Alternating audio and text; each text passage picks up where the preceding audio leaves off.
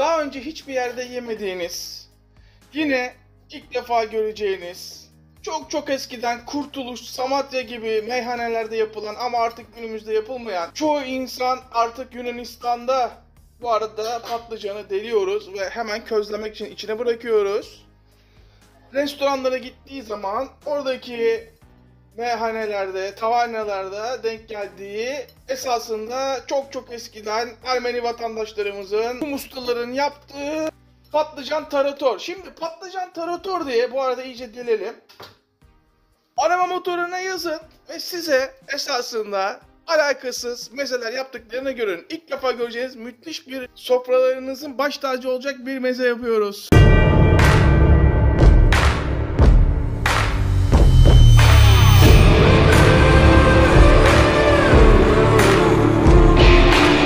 Közlendi. Rahat soyabilmek için hemen şöyle bir kaba alıyorum.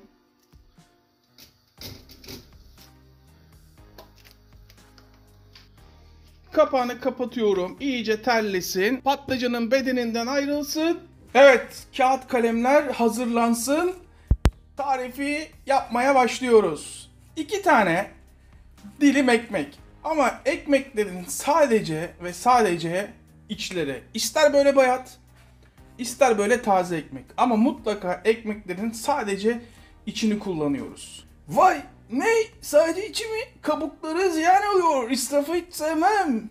Başka yerde yiyin. Duyarınızı başka yerde kasın. Delirtmeyin beni. Bu arada saat kaç? Tahmin edin. Duyar gibiyim. 3. Bir vampirin tarif defterinden bildiriyorum. Şimdi küçük ekmekleri parçalara bölüyoruz. Hansel ve Gretel hesabı. Sonra yolumuzu bulabilelim diye. Bitti mi? Bitmedi vatandaş. Şu elimde görmüş olduğunuz cibi marka limon. Kimler istedi de vermedim. Taçsız Kral Pere, Beckenbauer, Brigitte Bardot. Keyif almadıktan sonra hiç umurumuzda olmaz. Niye bu tarifleri sizle paylaşıyorum? Zaman geçsin, keyfim yerine gelsin diye. Bakın tarifin gerçeği nasıl? Bu arada bir limonu ekmeğin üstüne kafa karışıkta olmaması için çay bardağı kullanalım. Eski Kurtuluş'ta, eski Samatya meyhanelerinde yapılan ama 2 şekli var yapılmasının. İkisini de göstereceğim. Bakın bir çay bardağının 1/4 kadar zeytinyağı. Ekmeği tamamen lapa haline getireceğiz. O yüzden çırpıyoruz. Koray, bunu makinede yapsak, robotta yapsak daha iyi olmaz mı? Fark eder mi? Elde yapmak mezenizi 2 kat, 3 kat daha lezzetli yapar. Mezenizi yiyenler bunun içine ne kattın Koray bu kadar lezzetli oldu derler. Bakın şimdi.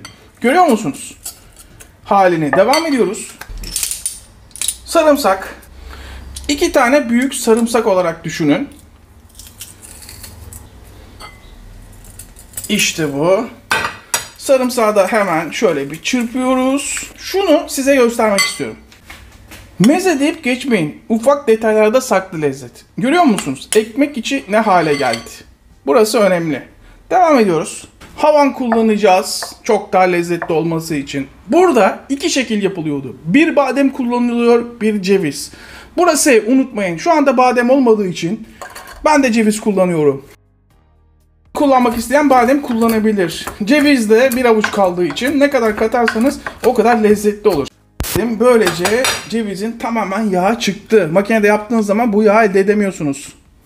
Öldürücü malzemelerini katmadık. Sizi çok şaşırtacak. Bakın kolayca soyuluyor, görüyor musunuz? İşte bu. Şu bir. Hemen şurasını da alalım. Hemen ikinci.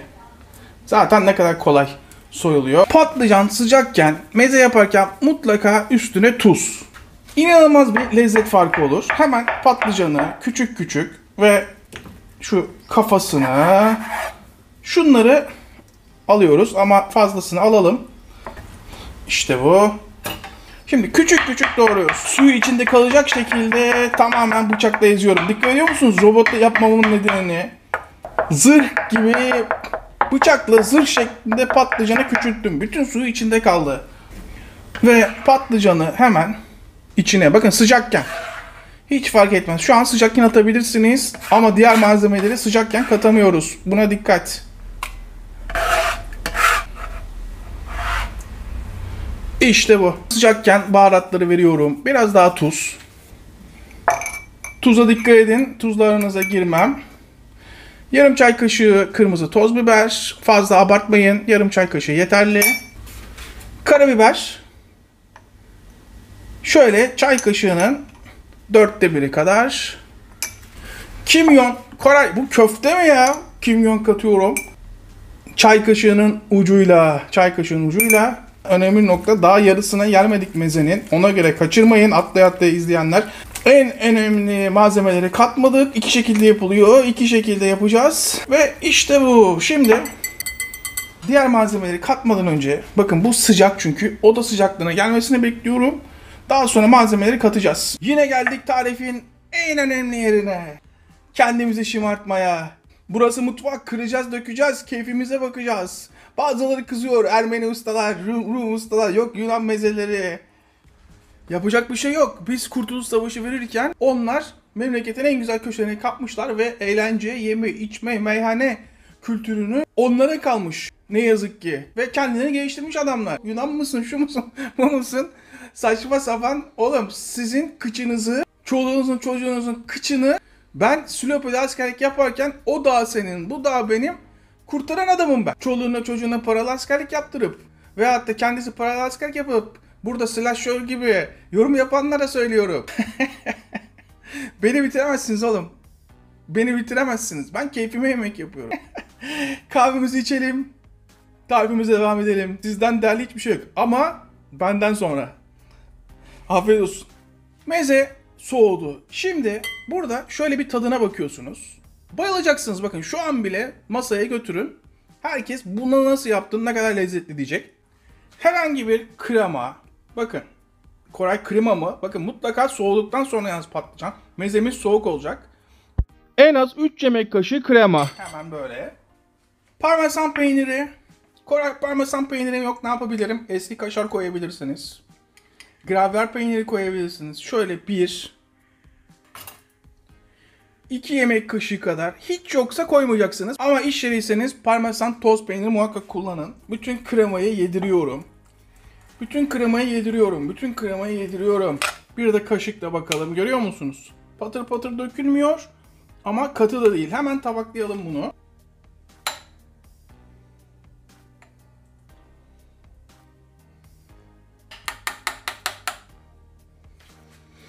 Biraz renklenmesi için üstüne pul biber, herhangi bir marka süzme yoğurt, artık hangisi ucuzsa. Bakın fazla değil. Şöyle 1 yemek kaşığı. Bakacağız, deneyeceğiz. Hemen şöyle. Artık hangisini beğenirseniz. Çünkü 2 şekilde de yapılıyordu. Tarator, patlıcan tarator. Hemen bunu da tabaklayalım. Üstüne biraz yeşillik atalım. Nane veyahut da kekik size kalmış. Hangisini isterseniz. Bu arada burası Yaşam kanalı. Şunların lezzetsiz olma şansı var mı? Picasso, Da Vinci tablo gibi oldu mu, olmadı mı? Şimdi birebir orijinaliyle devam edelim. Şunla, yani yoğurtsuz olanla. Açın ağzınızı, şunun bir tadına bakın bakalım. Gönül rahatlığıyla ye. Gerçekten müthiş olmuş. Gerçekten birebir patlıcan tarator. Mutlaka denemelisiniz. Yoğurtlu. Açın ağzınızı. Bu da ikinci versiyonu. Hangisi güzel? İkisi de çok güzel. İzleyip hala abone olmayan vicdansızlar, sizi unuttum zannetmeyin. Tabii ki unutmadım. Hiçbir zaman hiç unutmayacağım. Hepimize yine sağlık. Tekrardan herkese selamlar. Zeki Müren yanılmış olamaz. Boşu boşuna çırpamayın. Elbet bir gün bütün canlılar bu kanala abone olacak. Yeter ki ben sıkılmayayım, keyfim yerinde olsun. Mezelere devam edelim. Evet, işte bu.